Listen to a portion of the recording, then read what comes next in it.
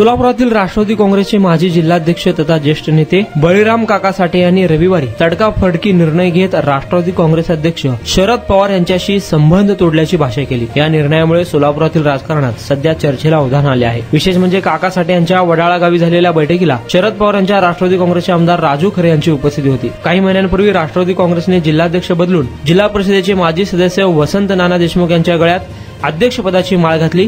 तेव्हापासून काका साठे पक्षावर नाराज आहेत। दरम्यान शरद पवार यांनी बोलावून त्यांची नाराजी सुद्धा घालवली होती आणि भविष्यात सोलापूर जिल्ह्यामध्ये 2 अध्यक्ष केले जातील असे त्यावेळी सांगण्यात आले।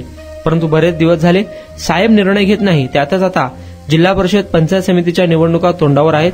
यासाठी आपल्या नेत्यांनी निर्णय घ्यावा म्हणून कार्यकर्त्यांनी दबाव टाकला होता।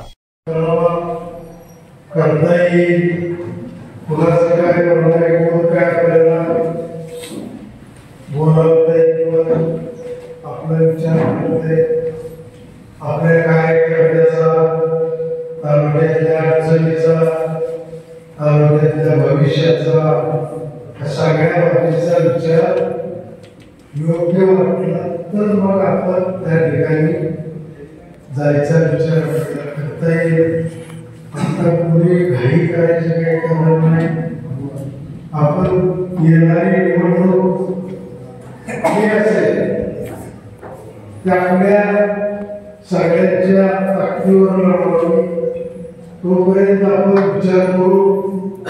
सगळे आपण पण विचार आपल्याला बोलावून आपला विचार घेतल्याशिवाय कुठलाही निर्णय होणार नाही।